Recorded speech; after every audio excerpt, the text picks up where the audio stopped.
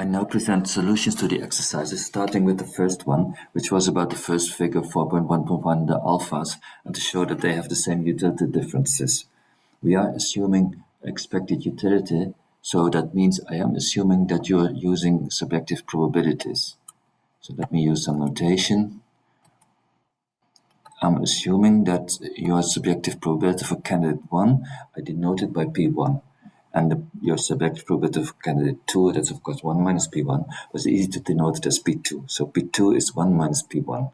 Now, I am going to analyze your data, and one difficulty for me is that I don't know what your subjective probabilities are. So this is one of the unknowns and one of the problems to be solved, but it can be handled, as I will show. You are encouraged to first look at the first two figures A and B of this figure 4.1.1 and on the alpha 0, alpha 1, alpha 2 to prove there that they have same utility differences. So let us do that first. I replicate this figure 4.1.1a here. I did not write the candidates. You remember that the upper branch is candidate 1, the lower branch is candidate 2. And I know that at this stage, some empirically oriented people, maybe with psychology training, not so much algebra, they don't really know what to do now. How should you proceed? What should you do? So I will show you what you should do, how to proceed. The thing is, we have here an indifference, and we are assuming the expected utility model. That means we can say that the expected utility of the left prospect must be the expected utility of the right prospect. So we can write them and we get an equation. So we're going to do that now. So here I wrote the expected utility of the left plus P1 times utility alpha 1 plus P2 times utility 1 is equal to the expected utility of the right prospect, that is P1 utility alpha 0 plus P2 utility 8. Let me repeat the notation that alpha 0 is the same as 10. So this is indeed the same figure as 4.1.1a, only it's convenient now to use the alpha notation, and I do it here. From this equality, the equation, there are many ways to do the algebra. Maybe some of you have done it a bit differently than I did, but I'll do one way, of course. First, I'm going to move the P1 terms to the left hand and the P2 terms to the right hand. So I get this result. P1 times utility alpha 1 minus utility alpha 0 is P2 times utility 8 minus utility 1. This is the first equation that I get from figure 4.1, from the A figure. Now you were encouraged to also involve the B figure in your reasoning. So here is the B figure, and then the same thing. I have indifference, so the same expected utilities. This is the expected utility of the left prospect. For the right prospect, they are the same. Let me again already move the P1 terms to the left and P2 terms to the right. It will be convenient, so I did it. And you see that this is very much the same as what you saw in the first two lines. Then the only thing is, in fact, that the superscripts of alpha were all increased by 1. And that's I will indicate in red, but that's the only thing happening here. Now, to prove the thing to be proved, it may be discouraging to see that there are many unknowns here. It's not only utility alpha 2, alpha 1, alpha 0 that you don't know so much about maybe, but there's utility of 8, utility of 1, and there's also the subjective probability P1 of you that I don't know. So many unknowns. But sometimes you can be lucky, you have many unknowns, few equations, but they all cancel. That happens here. All the unknowns just drop. First, to see it, let me continue my reasoning. First, we notice that the right-hand side here and the right-hand side here, they are the same. So I put it up. We have equality of those two. That means that the left-hand sides are also the same. So I can put the equality here. So this is that. But now they have the same factor P1, so that's an unknown, but it drops, haha, and I'm happy. All the unknowns here, the 8 and the 1 drop. Now the unknown P1 also drops. What I get is utility alpha 2 minus alpha 1, utility alpha 1 is utility alpha 1 minus utility alpha 0. That was the first thing to be proved. So indeed, we got it done, and maybe it wasn't so bad. We were lucky, but of course the experiment, the stimuli were devised to make this happen. So I do know that you have the same utility difference for this alpha, even if I don't know your subjective probabilities, for instance. Now, the analysis of the other figures goes on the same way. If you haven't done that yet, you can pause the video, do these other analysis, try to do them by yourself, and then come back. So you can do it now. Okay, I assume you did whatever you want to do, and we can continue. So we're going to do similar thing with other figures. And first of all, we're going to show that For alpha 3, alpha 2, the utility difference is that also that between alpha 2 and alpha 1, the next step of things to be proved. And I put it all in one blow here because all the reasoning is just the same as what we saw before. Now we use figure B and C instead of A and B. And in fact, this is all the same algebra as you saw before, only all the superscripts of alpha were increased by 1.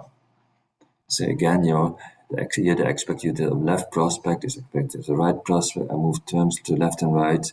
I do the same thing here. I see the same right-hand side, so same left-hand side. Up, B1 cancels, and there I have the equality that I want. This was the same reasoning. We can do it one more time, and it's all the same, so I will not even we get this, and I just move on to the next slide immediately. What we got is that all these things, the alphas are equally spaced in utility units. So to say, each new alpha has the same increase in utility as before. Now, if we do normalization, and now we can always do normalization, we can always, for instance, we can set utility 0 at alpha 0 and utility 1 at alpha 4. We can do that normalization because of the uniqueness of the utility function. Now that it can be done. Then it means that all these, we have 4 equally big steps. In total, the distance is 1 that they pass. So every step must be 1 over 4. So the utility of alpha j is j over 4 for all the j's. That's what we get here. Oops. Now, things happening in the algebra, the algebra of all the figures was the same, but in this course, and with the things I present, I have homeomorphic ambitions, so to say. That homeomorphic means that things going on in your model capture things going on in reality.